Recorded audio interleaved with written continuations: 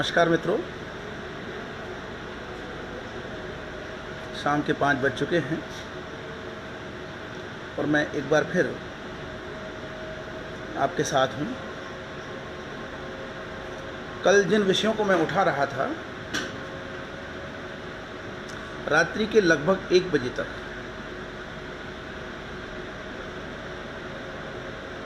सीधे बहस होती रही। जो कल का लाइव वीडियो है, आप उसके कमेंट बॉक्स में आप देख सकते हैं। नमस्कार आदित्य जी, नमस्कार। मैं कल की बात बता रहा था कि कल जो मुद्दा उठा वो कल रात लगभग 1 बजे तक चलता रहा और बहुत सारे कमेंट उस पर आए।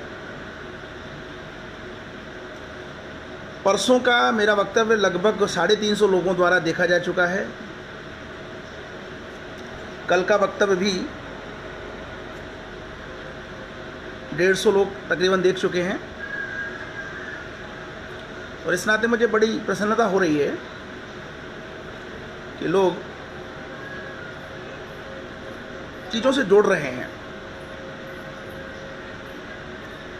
आज 2 प्रश्न आए कल के वक्तव्य और आज जो 2 प्रश्न उठे हैं उनके संदर्भ में। मैं पहले तो सोच रहा था कि कुछ और बोलूँगा, किंतु मुझे लगता है कि मैं उन बिंदुओं को और रेखांकित करता चलूँ। कल हम जो बात कर रहे थे कि वामपंथी इतिहास को किस प्रकार से विकृत करते हैं, और उस संदर्भ में मैंने केवल हिंदी भाषा की बात की थी कि हिंदी भाषा के उन्नयन में क्या क्या कठिनाइयाँ आई थी। हिंदी भाषा के उन्नयन में, देवनागरी के उन्नयन में सबसे पहला काम हिंदी क्षेत्र से बाहर कलकत्ता में प्रारंभ हुआ। फोर्ट विलियम कॉलेज में अंग्रेज़ों ने अपनी आवश्यकताओं के कारण से देवनागरी में कार्य प्रारंभ कराया और उधर श्री रामपुर में बाइबिल की प्रतियों को हिंदी बोलने वाले लोगों के बीच में बांटने के लिए देवनागरी में बाइबिल की प्रतियां छपवानी शुरू की। तो जो मूल हिंदी का देवनागरी में प्रचलन वहाँ से प्रारंभ हुआ था। और मैं उसी संदर्भ में मैंने बताया था कि प्रेमचंद जैसे व्यक्ति को प्रारंभ में अपनी कहानियाँ उर्दू में, यानी कि फारसी लिपि में लिखनी पड़ी थी।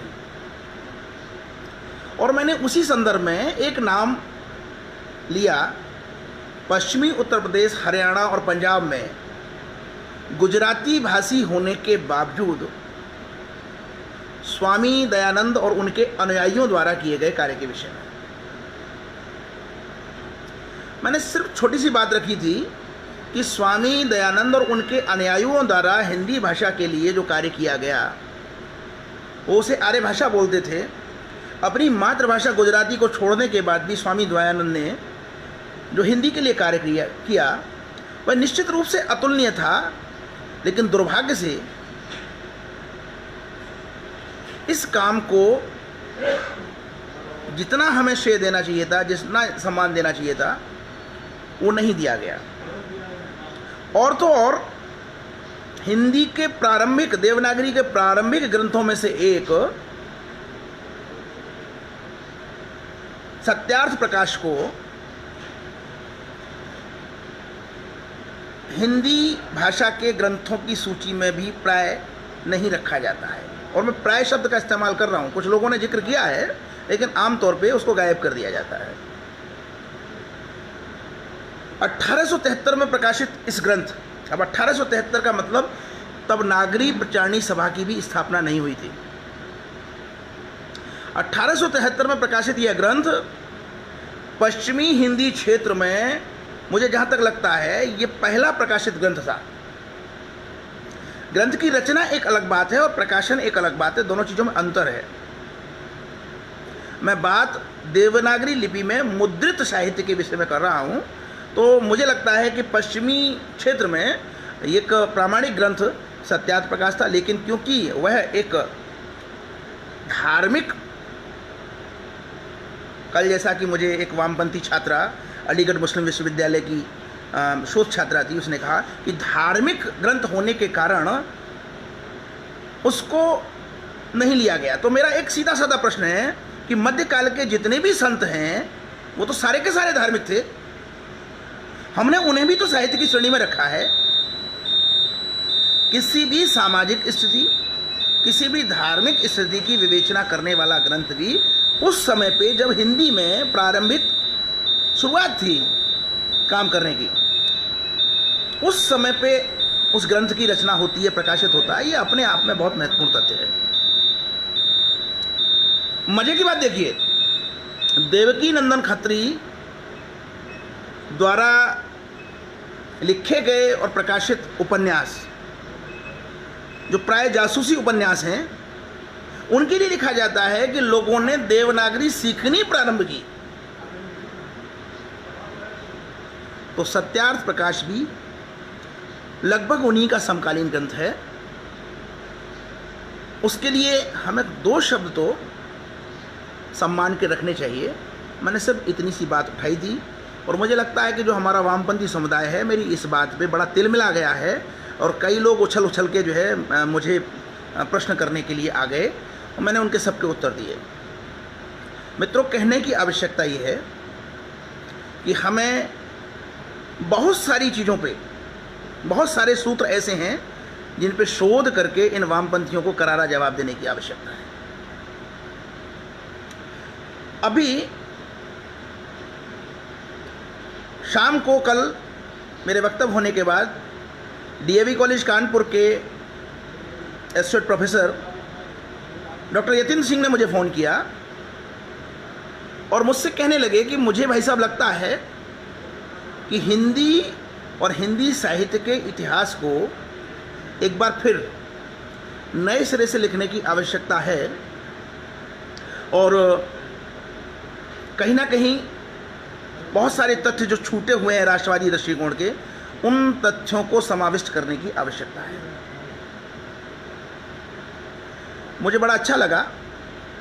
मेरा आग्रह सभी हिंदी के प्राध्यापकों से रहेगा कि अगर ऐसी कोई परियोजना प्रारंभ होती है जिसमें हिंदी साहित्य या हिंदी भाषा का इतिहास एक बार फिर नए सिरे से राष्ट्रवादी दृष्टिकोण से लिखा जाए तो कहीं बेहतर होगा। कारण कि इस समय वामपंथी एक नई संरचना में लगे हुए हैं कि हिंदी साहित्य का इतिहास पुनः लिखना चाहिए, रामचंद्र शुक्ल के इतिहास को कूड़े के ढेर में डाल देना चाहिए क्योंकि वो सवर्णों के साहित्य का इतिहास है। एक नई अवधारणा आ गई है, सवर्णों के साहित्य का इतिहास। मैंने कल भी ये बात उठाई थी कि क्या कबीर सवर्ण थे? क्या संत काल के बहुत सारे जो कवि थे वो ब्राह्मण थे? लोग भूल जाते हैं, हिंदी तो छोड़िए, हमारे भारत का जो मौलिक साहित्य है वो भी बहुत सारा साहित्य ब्राह्मणों द्वारा लिखा हुआ नहीं है। ब्राह्मणों का कार्य तो एक प्रकार से शिक्षा देना और ज़्यादा से ज़्यादा ज्योतिष का थोड़ा बहुत ज्ञान होने के कारण आम जनता को तिथियों के बारे में अवगत करा देना, धर्मभीरू जनता के जो धार्मिक संस्कार और परंपराएं हैं उनको पूरा करा देना, ये मात्र रहा है। एक पूरी की पूरी जाति को खलनायक की तरीके से खड़ा करना, ये उनके योगदान को नकारने के बराबर है। लोग भूल जाते हैं कि आचार्य महावीर प्रसाद द्विवेदी रेलवे की 200 रुपये प्रतिमाह की नौकरी करते थे। उस नौकरी को छोड़ के 20 रुपये प्रतिमाह में सरस्वती पत्रिका के संपादन के लिए तैयार होते हैं। जाति का दंश वामपंथियों ने इतना अंदर तक समा दिया है कि लोग सच को सच नहीं कहते बल्कि तरह तरह के कुतर्क करते हैं। लखनऊ से अनूप कुमार ने मुझे एक वीडियो भेजा और ये वीडियो रामायण पर आधारित था जिसमें संबूक का प्रसंग दिखाया गया था। जहाँ तक मेरी जानकारी है, वाल्मीकि की रामायण में संबूक के विषय में केवल 4 या 5 श्लोक हैं। अक्सर कर लोग बचाव में कह देते हैं ये छेपक हैं, बाद में किसी ने जोड़ दिए। मेरा कहना यह है कि हम राष्ट्रवादियों को ये बाद में जोड़ दिए गए ये छेपक हैं, ये कहने की परंपरा त्यागनी होगी। ये छेपक हैं, बाद में जोड़ दिए गए, ये होगा, अलग विषय होगा। ये वहाँ पे क्यों जोड़े गए, महत्वपूर्ण यह बात है। मैंने जो वाल्मीकि रामायण को पढ़ा, उन 4-5 श्लोकों में केवल इतना जिक्र है कि एक ब्राह्मण राम के दरबार में आते हैं और वो कहते हैं कि अनर्थ हो गया, एक ब्राह्मण पुत्र की मृत्यु हो गई अल्पायु में। और वो इसलिए कि एक शूद्र पेड़ पे उल्टा लटक के सदेह स्वर्ग जाने के लिए प्रयत्न कर रहा है। इतनी सी बात है प्रारंभ में। एक शूद्र पेड़ पे लटक के सदेह स्वर्ग जाने के लिए प्रयत्न कर रहा है। तो पहला मेरा प्रश्न तो यह है कि उसी रामायण में निषाद राज गुह का जब जिक्र आता है, निषाद राज, निषादों का राजा गुह, तो उसके विषय में तो ऐसी कोई बात नहीं कही गई है। उसको तो शूद्र नहीं कहा गया, उसके हत्या के लिए तो कहीं कुछ नहीं कहा गया। केवट नाव से नदी पार कराने के बाद साधिकार अपनी उतराई मांगता है। अगर इतना ही उत्पीड़न होता तो लक्ष्मण अपनी तलवार निकालते और उसका सर कलम कर देते। राम को फिर अपनी मुद्रिका देने की आवश्यकता न होती। और केवट को देखिए, उसके मन में भी कोई भाव नहीं है राजा का पुत्र या कुछ भी, वो भी मुद्रिका लेने से इनकार कर देता है। और तीसरा जो प्रसंग है सबरी का, इन 3 प्रसंगों में कहीं पे भी शूद्र भाव, शूद्रों को हे दृष्टि से देखना कहीं पे भी रामायण में नजर आता हो तो बताया जाए। एक महत्वपूर्ण बात और, वन में राज्य करने वाला बाली या उसके भाई सुग्रीव, क्या आप उनको भी सवर्णों में रखेंगे? वनवासियों को, आदिवासियों को क्या आप सवर्णों में रखेंगे? वे तो राम के सहायक रहे हैं। तो केवल संभोग के प्रसंग को लेकर बढ़ा चढ़ाकर इतनी बातें करना ये समुचित नहीं है। मुझे बड़ा आश्चर्य हुआ जब मैंने उस फर्जी रामायण का संभोग का प्रसंग देखा, तो वो संभोग राम बने पात्र से ऐसे संवाद बोलता है जो आजकल वामपंथी अपने आलेखों में लिखते हैं। जबकि वाल्मीकि रामायण में संभोग और राम के बीच बहुत अधिक संवाद नहीं हुए हैं। केवल और केवल इतनी सी बात हुई है, वो पेड़ पे लटका हुआ है, राम कहते हैं कि तुम ये क्यों कर रहे हो। संभोग एक जिद की तरह से कहता है कि मुझे सदेह स्वर्ग जाना है। राम क्रोधित होते हैं और उसका सर काट लेते हैं। अब इस सारे प्रसंग में जो जटिल चीज है उसको खोजने की कोशिश करिए, और वो जटिल चीज है पेड़ पर लटका हुआ संभोग। पेड़ पर, जी आदरणीय डॉक्टर नित्यानंद श्रीवास्तव जी जटायु का भी जिक्र कर रहे हैं। मैं निश्चित रूप से जब हम बोलते हैं तो एक आध चीज़ छूट जाती है, आलेख और वक्तव्य में इतना अंतर रह जाता है। निश्चित रूप से जटायु का नाम भी इसमें जुड़ना चाहिए। पेड़ से लटकना उल्टा और ब्राह्मण पुत्र की मृत्यु हो जाना। तो मुझे जब ये प्रसंग मेरे दिमाग में आया तो शक्तिमान का याद आया। एक शक्तिमान सीरियल चलता था और छतों पे लोग गोल गोल घूम के बच्चे जो है अक्सर कर जो है कई केस, कई दुर्घटनाएं ऐसी हुई। तो जहां तक मैं समझता हूं इस प्रसंग का जो तात्पर्य है, पेड़ पे उल्टा लटकना, ये कहीं ना कहीं जटिल प्रसंग है। और उसके बाद सदेह स्वर्ग जाना, जहां तक मैं समझता हूं कि स्वयं राम को सरयू नदी में तिरोहित होना पड़ा है। सदेह स्वर्ग जाने की बात राम पे भी लागू नहीं हुई, अर्थात सदेह स्वर्ग जाने की जो काल्पनिक वस्तु समाज में उत्पन्न की संभोग ने, उसके देखा देखी समाज में जो विकृति आ रही थी, उस विकृति को रोकने के लिए राम ने वो उपाय किया। और मेरा बहुत स्पष्ट मानना है कि राम जब ऋषि पुत्र ब्राह्मण रावण को स्वर्गलोक पहुंचा सकते हैं, तो संभोग को स्वर्गलोक पहुंचाने में क्या कठिनाई है? मित्रों, वामपंथी प्रत्येक तथ्य को इस प्रकार से तोड़ते मरोड़ते हैं कि भारत के समाज में किसी भी प्रकार से वैमनस्यता उत्पन्न हो। इन वैमनस्यताओं को हमें अपने तर्कों से, अपने शोध से इनका निवारण करना होगा। स्पष्ट रूप से कहना होगा कि अगर समाज के लिए खतरनाक रावण ब्राह्मण है तो खतरनाक शंभुक शूद्र भी है, और दोनों का उस युग में दोनों का दंड मृत्युदंड। तो जहां तक मेरा मानना है, शंभुक और रावण दोनों को मृत्युदंड देकर राम ने कुछ भी गलत नहीं किया। आजकल एक और चीज चली है, पिछले 2-3 दिनों से मैं देख रहा हूं, विशेष रूप से 2 दिनों से, कि हमारी संस्कृति महिलाओं के सम्मान करने वाली संस्कृति है। मैं कब कह रहा हूं कि हमारी संस्कृति महिलाओं के सम्मान करने वाली संस्कृति नहीं है, लेकिन जो लोग जिस संदर्भ में महिलाओं की संस्कृति की बात कर रहे हैं वो भूल रहे हैं।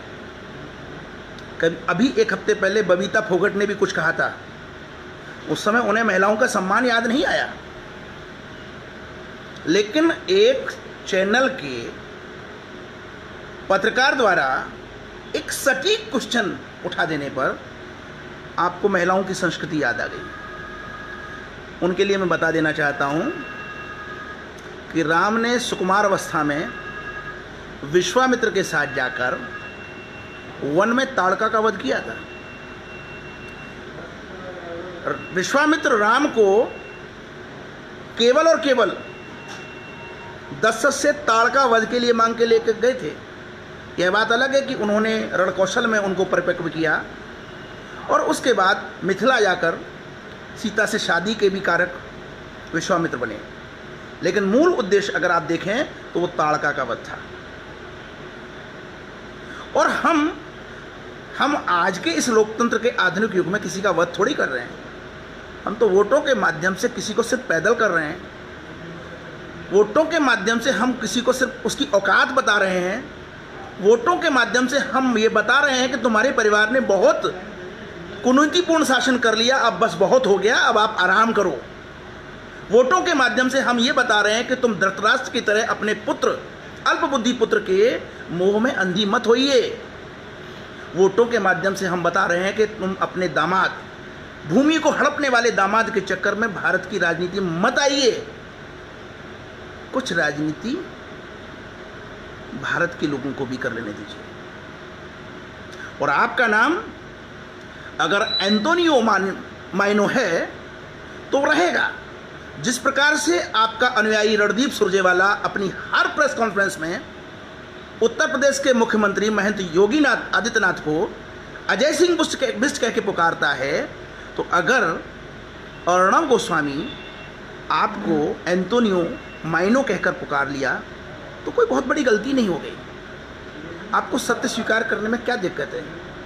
सत्य तो यही है कि सलमान खुर्शीद ने कहा कि बटाला हाउस के एनकाउंटर में जो जिहादी मारे गए उनकी मृत्यु पर हमारी अम्मा को बहुत दुख हुआ और वो फूट फूट कर रोईं। अर्णव गोस्वामी ने सिर्फ इतना ही तो कहा कि इन अम्मा को दो निरीह संतों की, जिसका वीडियो उपलब्ध है, जो किसी मुठभेड़ में नहीं मारे गए बल्कि लगभग 300-350 की भीड़ ने डंडों से मार मार के उनकी हत्या की है। क्या उन भूरी काकी को उनसे भी, उन संतों से भी थोड़ी बहुत सहानुभूति हुई क्या? मित्रों, बहुत सारे लोग कह रहे हैं, कटु को कटु कहने में कोई दिक्कत नहीं है। बहुत सारे लोग कह रहे हैं ये भारतीय संस्कृति के विपरीत है। पहले तो ये समझिए कि भूरी काकी के इर्द गिर्द हैं कौन लोग? कपिल सिब्बल, अहमद पटेल, सलमान खुर्शीद। अरे भारत की संस्कृति के विषय में जानने वाले कांग्रेसी तो आज रहे ही नहीं। एक एक करके उनको निपटा दिया गया। और ये प्रक्रिया लाल बहादुर शास्त्री के ज़माने से चालू है। 1980 में जब दोबारा इंदिरा गांधी बहुमत के साथ जीत के आती हैं, तो उन्होंने जिस पुत्र को उत्तराधिकारी चुना था, एक झटके में वो पुत्र हेलीकॉप्टर दुर्घटना में मारा जाता है। मजे की बात ये कि उस 1980 में हेलीकॉप्टर दुर्घटना में मारा गया जो पुत्र है, उसकी पुत्रवधू भी है, उससे उसकी पत्नी अर्थात इंदिरा जी की पुत्रवधू भी है इस संसार में, और उसका पुत्र भी है। क्या उनके बारे में कभी इन घड़ियाली आंसू बहाने वाले कांग्रेस के मानस पुत्रों ने, भूरी काकी के अनुयायियों ने कभी उनके विषय में सोचा? वो भी तो महिला है। क्या वो महिला नहीं है? क्या मेनका गांधी महिला नहीं है? वो भी तो अपना जीवन व्यतीत कर रही है। सत्ताविहीन होकर उसने अपने अधिकांश वर्ष निकाल दिए, और आप हो कि 6 वर्ष सत्ताविहीन रही हो, उसी में तिलमिलाने लगी हो, भारत की संस्कृति के प्रति तरह तरह के षड्यंत्र करने लगी हो। बहुत बड़ी समस्या है मित्रों। एक बात मैं बहुत खास कहना चाह रहा हूँ, मेरी नज़र में जो आ रहा है, आप भी ध्यान दीजिएगा, आप सारे लोग विद्वान हैं। मुझे लगता है कि हमारे जो वामपंथी हैं, तथाकथित वामपंथी हैं, वो वामपंथी नहीं बल्कि हिंदू नाम रखे हुए ईसाई मिशनरीज हैं, जो मुझे प्रतीत हो रहा है। मैं बड़े ध्यान से सोचता हूँ कि प्रकाश कारक ईसाई है, सीताराम येचुरी ईसाई है, ए राजा ईसाई है, जिसको देखता हूं वो ईसाई नजर आता है। और ऊपर से भूरी काकी का इनका साथ गठजोड़, वो भी तो एंटीनियो माइनो है। तो कहीं ना कहीं ये ईसाई मिशनरीज ने आज की तारीख में वामपंथ और मार्क्सवाद का आवरण ओढ़ रखा है। ये वामपंथी नहीं है। ये हमारे साहित्य और इतिहास जगत के जो युवा विद्वान उभरते हैं, उनको वामपंथ के नाम पे अनायास ही अपना अनुयायी बना लेते हैं, और एजेंडा इनका ईसाई मिशनरीज का है। ये बहुत महत्वपूर्ण बात है, इस पे विचार करने की आवश्यकता है। एक समय था जब हम सोवियत संघ की तरफ झुकाव रखते थे, और वामपंथी दृष्टिकोण बहुत ही महत्व रखता था साहित्य में। लेकिन कल मेरा एक चर्चा चली, साठोत्तरी कविता, ये नाम वामपंथियों का दिया हुआ नाम है, साठोत्तरी कविता। कल डॉक्टर यतिन सिंह से बात हो रही थी, तो मैंने उनसे पूछा ये सन का 60 ही क्यों पकड़ा। आदरणीय नित्यानंद जी भी होंगे, मैं उनसे भी पूछना चाहूँगा कि जब साहित्य की विवेचना का क्रम आया तो सन 60 ही क्यों पकड़ा गया, साठोत्तरी कविता ही क्यों कहा गया? 77 के बाद की कविता, इमरजेंसी के बाद की कविता, वो क्यों नहीं कहा गया? या जब जो है हमारे राजीव गांधी ने घोषणा की 21वीं सदी की, तो 1985 के बाद की कविता क्यों नहीं कहा गया? ये साठोत्तरी शब्द ही क्यों पकड़ा गया? ये बहुत महत्वपूर्ण विषय है।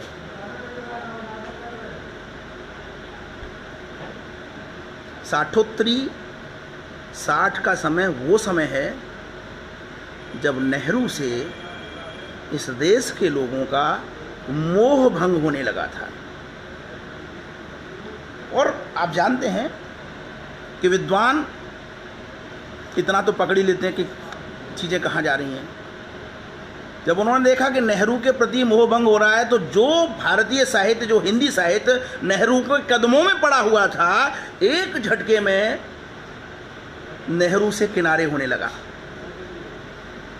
1962 आते आते भारत ने चीन से बड़ी पराजय झेली, और उस पराजय को झेलने के बाद जो नेहरू का व्यक्तित्व था वो क्षीण हो गया। उनके लिए खुद शॉकिंग रहा। सबको पता है कि वो अंतिम समय 1-1.5 वर्ष बिस्तर पर रहे, कामकाज ऐसे ही चलता रहा, इंदिरा के हाथ में था एक तरह से। तो वो जो प्रश्रय साहित्य को मिला हुआ था नेहरू से, वो प्रश्रय कहीं ना कहीं भंग हुआ। और तब क्योंकि चीन हरा चुका था भारत को, इन वामपंथियों को लगा कि बहुत जल्दी चीन भारत पे कब्जा कर लेगा, भारत में कम्युनिस्ट शासन स्थापित हो जाएगा। ये वही समय है जब पश्चिम बंगाल, त्रिपुरा, इन क्षेत्रों में वामपंथी राजनीतिक रूप से मजबूत हो रहे थे। तो कहीं ना कहीं मुझे लगता है कि उस उम्मीद में कि अब हमारा शासन आने वाला है, इस 60 शब्द को पकड़ा गया और साठोत्तरी कविता की अवधारणा आई, साठोत्तरी साहित्य की अवधारणा आई। समय के साथ चीज़ें बदली। 92 आते आते सोवियत संघ के विघटन के साथ कम्युनिस्टों का एक खौमा, जिसे हम प्रगतिशील खेमा कहते थे, वो तो गायब ही हो गया। प्रगतिशीलों की एक अच्छाई थी कि वो सारे भारतीयों को समाविष्ट करके केवल कांग्रेस के विरुद्ध युद्ध लड़ने की कामना करते थे। लेकिन ये जो नए कम्युनिस्ट आए, जनवादी, माओवादी जिनको कह सकते हैं, या चीन के अनुयायी जो हम कह सकते हैं, इन लोगों में बड़ी दुष्टता थी और उन्होंने सब प्रयास करके भारतीय समाज में वैमनस्यता का बीजारोपण करना शुरू कर दिया।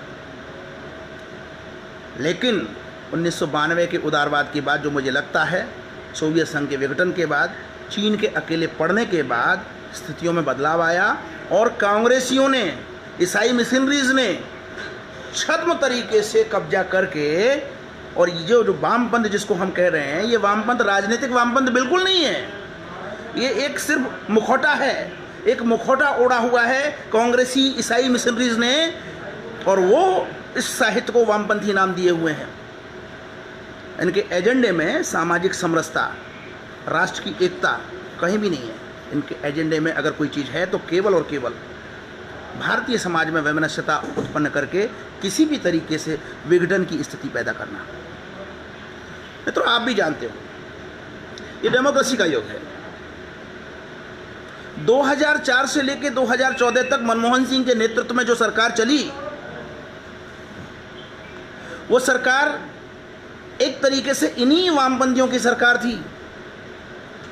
इसी दौरान इन्होंने इतनी जीवन ऊर्जा प्राप्त की कि ये जेएनयू में या एएमयू में तरह तरह के नारे लगाने की स्थिति में आए। याद करिए, 2004 से पहले जेएनयू में, एएमयू में अध्ययन होता था, नारेबाजी नहीं होती थी। 2004 के बाद महिषासुर, आज किसी ने प्रसंग छेड़ा था महिषासुर का, महिषासुर की पूजा होने लगी। 2004 के बाद कहा जाने लगा कि दुर्गा तो एक वैश्या थी, इनकी इतनी हिम्मत, ये एक भी शब्द इस्लामिक लोगों के खिलाफ बोल के दिखाएं जिनको अपनी गोदी में बैठाए रहते हैं। जिस प्रकार से मकबूल फिदा हसन सरस्वती की नग्न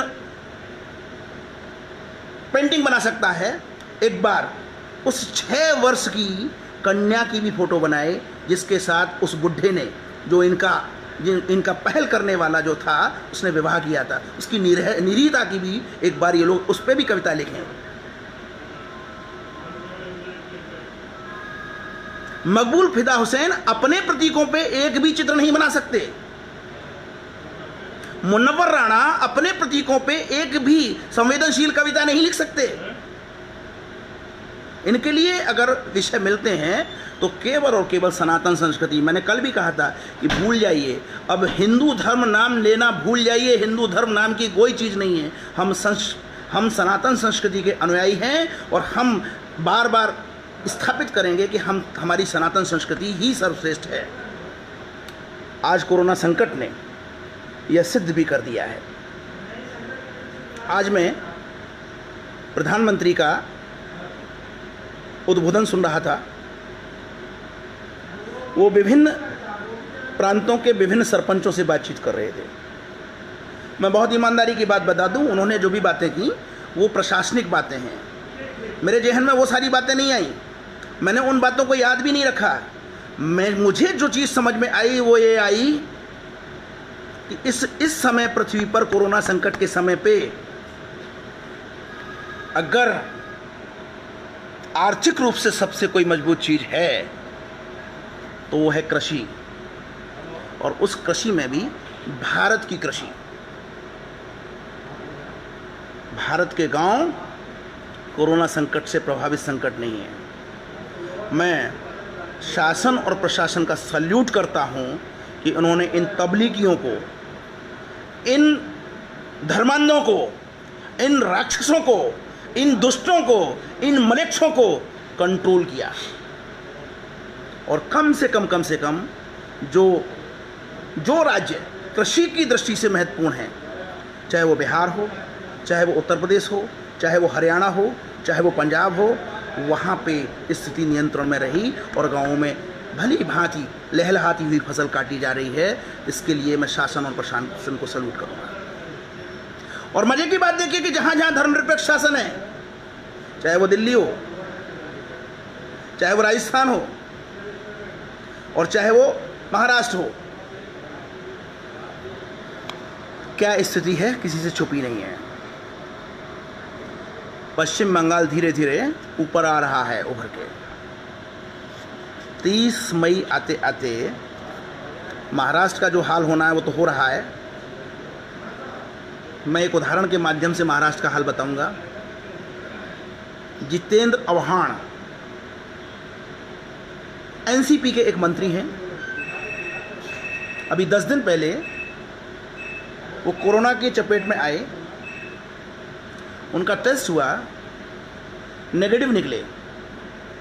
उन्होंने अपने सोशल मीडिया अकाउंट्स पे पोस्ट किया कि मैं स्वस्थ हूँ, मैं फिट हूँ, मैं सड़कों पर काम कर रहा हूँ। और ये जो गोदी मीडिया जो मेरे प्रकरण को लेकर टीआरपी अपनी बढ़ा रही थी, आज मुंह दिखाने लायक नहीं रही। ये उनके सोशल मीडिया के अकाउंट पे लिखा हुआ मैंने पढ़ा। आप लोगों की सूचना के लिए मैं बता दूं, आज वही अहंकारी जितेंद्र आव्हाड अपने दूसरे कोरोना टेस्टिंग में पॉजिटिव पाए गए हैं। अब वे पॉजिटिव पाए गए हैं, अब धर्मनिरपेक्षता लागू करें। बहुत सारे लोग लिख रहे हैं ये और वो, फल और सब्जियों पे जो हो रहा है वो।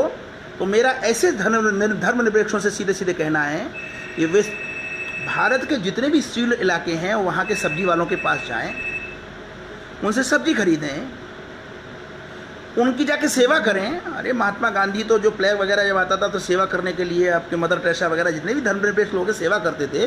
तो मैं सारे इस देश के धर्मनिरपेक्षों से ये अपील करता हूँ कि उनके इर्द गिर्द जिस शहर में भी इलाके सील्ड किए गए हैं तबलीगियों से संबंधित, वे वहाँ जाएं और उन सबको इटली के तरह अपने गले लगाएं। कम से कम उन्हें भी मुक्ति मिले, और सच बात यह कि आप जैसे दुष्टों से हमें भी मुक्ति मिले।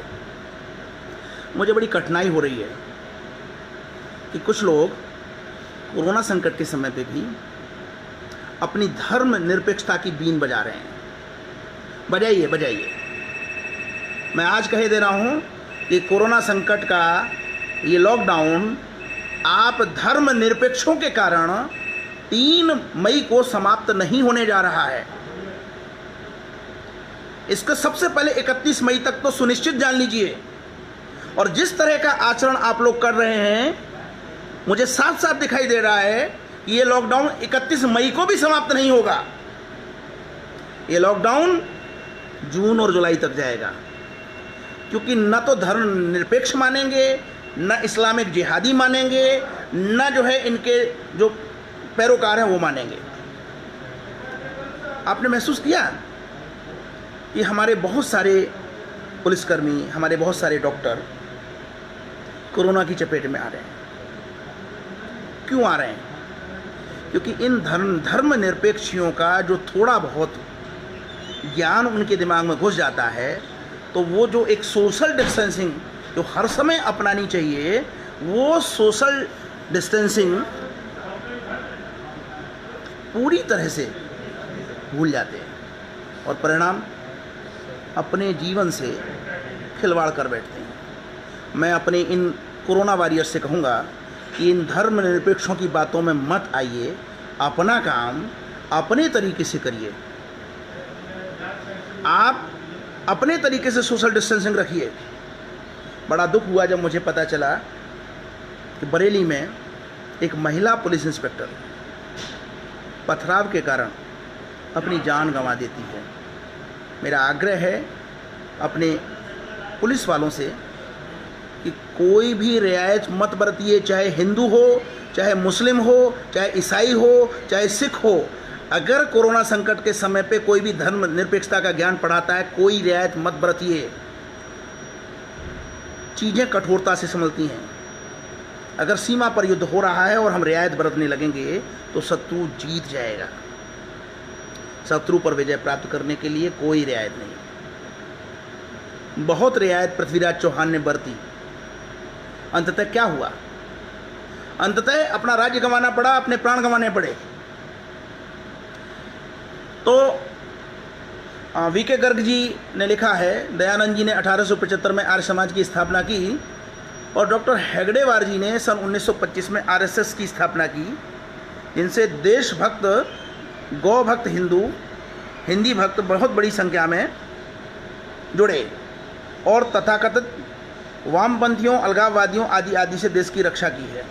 गर्ग साहब, मैं आपका बहुत सम्मान करता हूँ, रक्षा की है, मैं सहमत हूँ, लेकिन इस समय हम बहुत बड़े संकट में हैं। सोशल मीडिया आने के बाद हम इस समय बहुत बड़े संकट में आ गए हैं। एक तरफ तो हम राष्ट्रवादी एकजुट हो रहे हैं, लेकिन वहीं दूसरी तरफ ये ईसाई मिशनरीज वामपंथी, ध्यान से सुन लीजिए, ये ईसाई मिशनरीज केंद्रित वामपंथी हमारी सामाजिक एकता को विखंडित कर रहे हैं। आज आप सोशल मीडिया पे देखेंगे तो कितनी तरह की बातें, चाहे वो दुर्गा पूजा के बारे में बात हो, चाहे वो होली के बारे में बात हो, चाहे वो शंभूक वध का प्रसंग हो, कितनी तरह की काल्पनिक बातें पढ़ाई जा रही हैं।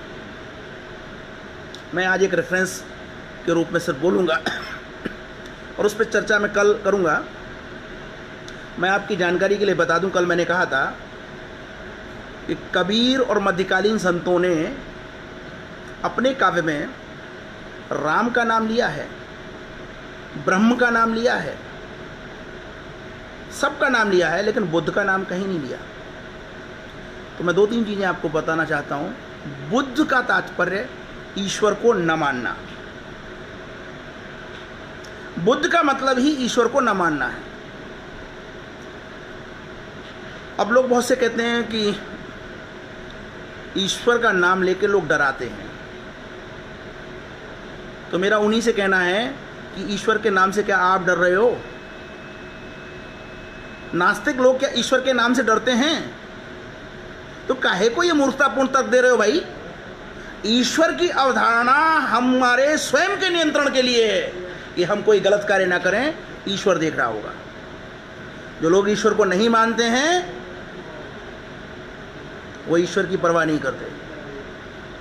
वो अपनी कूटनीति, अपने कुतर्क, अपने कुकर्म, अपने कुविचार सुचारू रूप से करते रहते हैं। तो ईश्वर की अवधारणा व्यक्ति को स्वयं संयमित करने के लिए है, न कि किसी को दास बनाने के लिए। भारत में दास बनाने की प्रक्रिया नहीं रही। भारत में प्रजा की अवधारणा है। प्रजा की अवधारणा पे हमने यहाँ तक का विकास किया है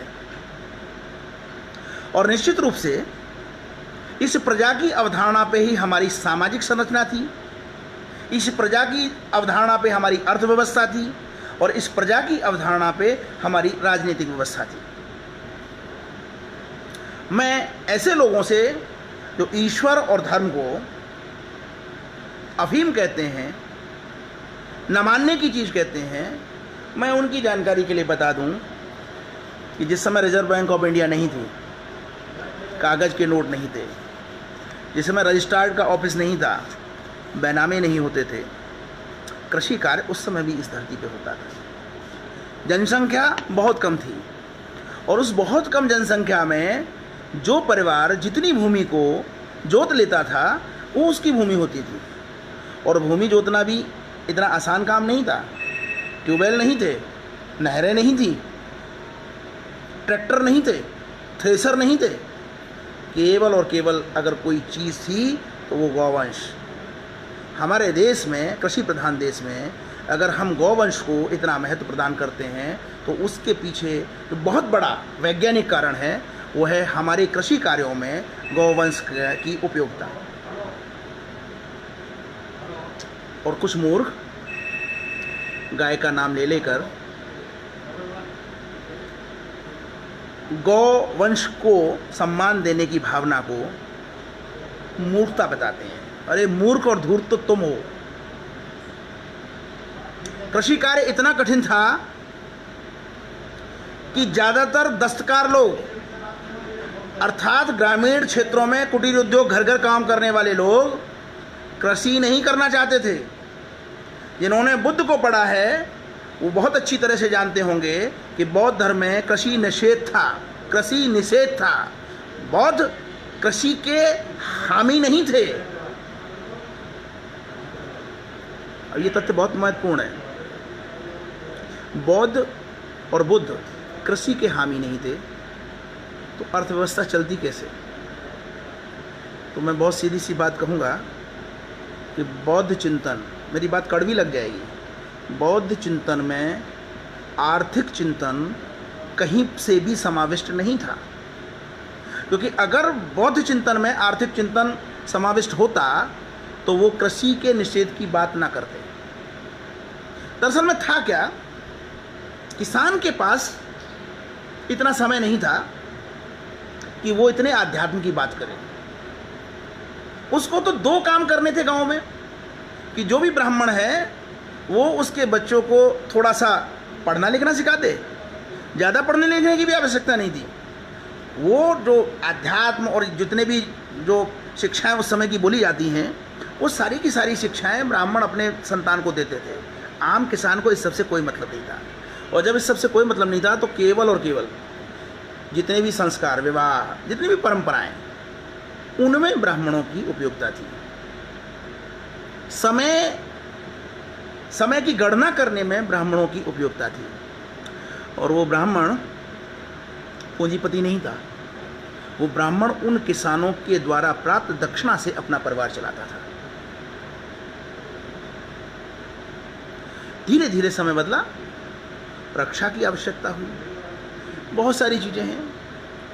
खेती करने में आप नील गाय से अपनी खेती को अहिंसा के माध्यम से अगर बचाना चाहोगे तो खेती नहीं बच पाएगी। मध्य युग में आप कल्पना कर सकते हैं।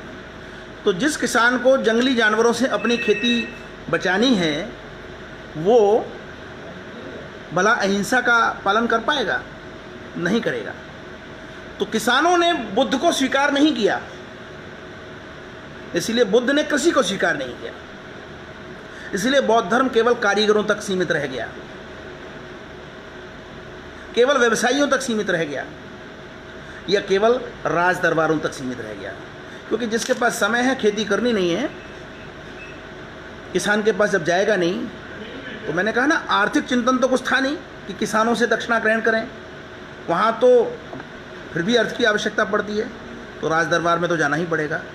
तो बौद्धों के पास एकमात्र जो उपाय था वो था राज दरबारों में जाना। और यही कारण है कि अशोक से लेकर हर्षवर्धन तक बौद्धों का राज दरबारों पर विशेष प्रभाव रहा।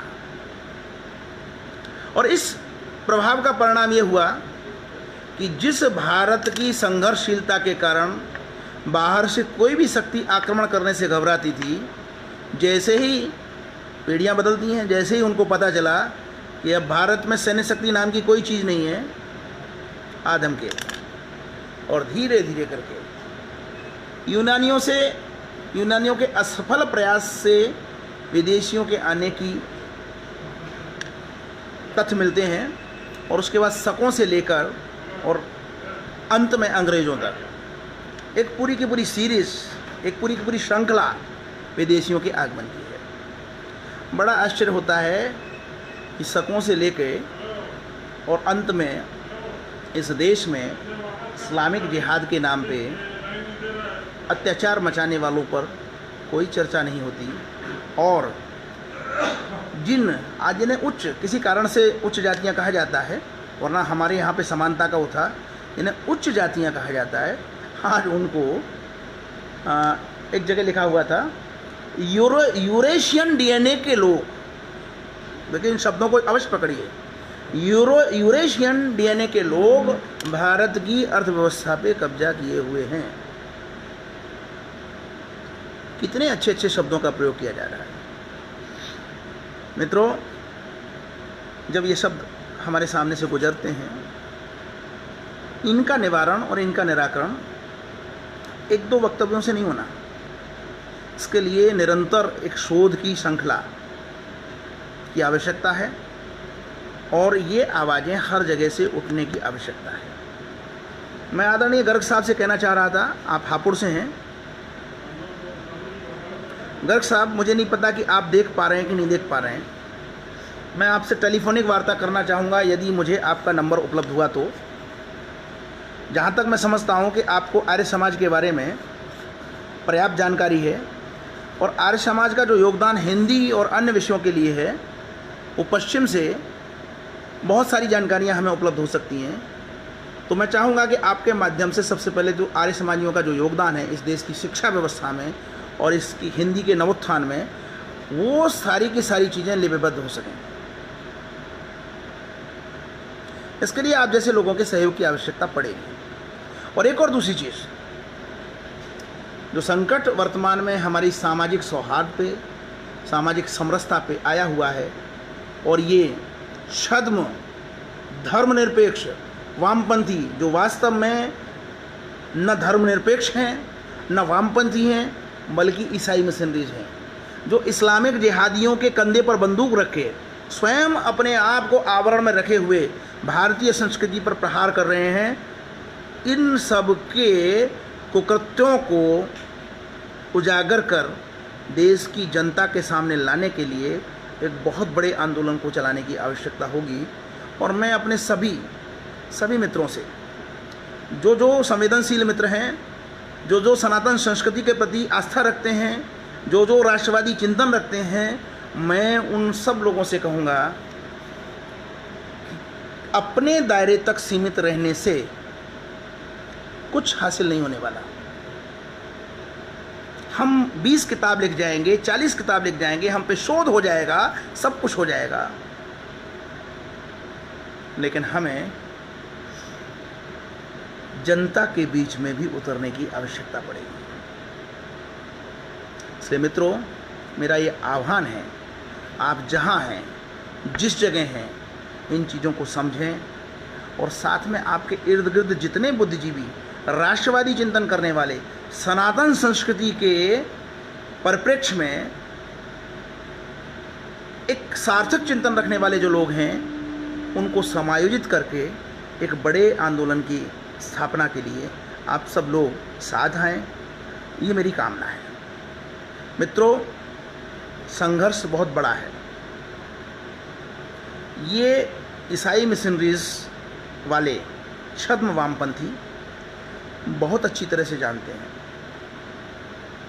कि आदिवासियों को एक तरफ नक्सलवाद के नाम पे भड़काए रखो और दूसरी तरफ अरब देशों से प्राप्त धन के आधार पर इस्लामिक जिहादियों को भड़काए रखो। इस संघर्ष में बहुत सारी चीज़ें निपट जाएंगी और अंततः सत्ता, भारत के संसाधन उनके कब्जे में रहेंगे। आप कल्पना करिए कि जब तक नेहरू परिवार ने शासन किया तब तक तो इतनी सामाजिक वैमनस्यता उत्पन्न नहीं। कल मैंने देखा कि बॉम्बे में भीड़ जुटाने वाला, लॉकडाउन को तोड़ने वाला उस व्यक्ति का नाम विनय दुबे और अर्णव गोस्वामी पर हमला करने वाला प्रतीक मिश्रा। मुझे बड़ा आश्चर्य हुआ कि एक का सरनेम दुबे है और एक का सरनेम मिश्रा है। उसके पीछे कारण भी मेरे समझ में आ गया। जब तक नेहरू परिवार की निर्बाध सत्ता रही तब तक जगजीवन राम के माध्यम से, अंबेडकर के निधन के बाद दलित वोटों पर एक मुश्त कब्जा किया। 1947 में भारत में संपत्ति न छोड़ के भागने से बचाने के लिए मुस्लिम वोटों पर कब्जा रखा और पंडित जवाहरलाल नेहरू पंडित शब्द के नाम पे ब्राह्मणों के वोटों पर कब्जा रखा। इसलिए उस समय इन्हें किसी सामाजिक वैमनस्यता की आवश्यकता नहीं थी। सामाजिक वैमनस्यता की जो इन्हें आवश्यकता पड़ रही है वो राष्ट्रवादी विचारधारा के आगे बढ़ने के बाद पड़ रही है। ये बहुत महत्वपूर्ण बात है। आज जब नेहरू परिवार राजनीतिक रूप से कमज़ोर हो गया, तब इन्हें सामाजिक वैमनस्यता की आवश्यकता पड़ रही है, वरना 1990 तक किसी सामाजिक वैमनस्यता की इस नेहरू परिवार को आवश्यकता नहीं है। तो मित्रों, प्रत्येक घटना में, प्रत्येक स्थिति में, उस घटना और स्थिति के विषय में जो कारक सूत्र छिपे होते हैं, हमें उन सूत्रों को पहचानने की आवश्यकता है। मुझे नहीं पता कि मैं कितना सही बोल रहा हूँ और कितना गलत बोल रहा हूँ। मैं एक बात बहुत अच्छी तरह से जानता हूँ कि मुझे अपनी संस्कृति और अपने राष्ट्र के प्रति घोर निष्ठा है। मुझे बड़ा दुख होता है जब संस्कृति और राष्ट्र पर कुठाराघात होता है, और जितनी मुझे बुद्धि ईश्वर ने दी है, मैं उस बुद्धि से इन सूत्रों को समझने की कोशिश करते हुए मैं आप लोगों के बीच में बार बार आ रहा हूँ। मुझे किसी बात की चिंता नहीं है, मुझे कोई लालसा नहीं है, न मुझे पद चाहिए, न मुझे प्रतिष्ठा चाहिए, न मुझे पुरस्कार चाहिए। केवल और केवल एक चीज़ चाहिए कि हम राष्ट्रवादी लोग एक सूत्र में बंधें। नमस्कार, धन्यवाद।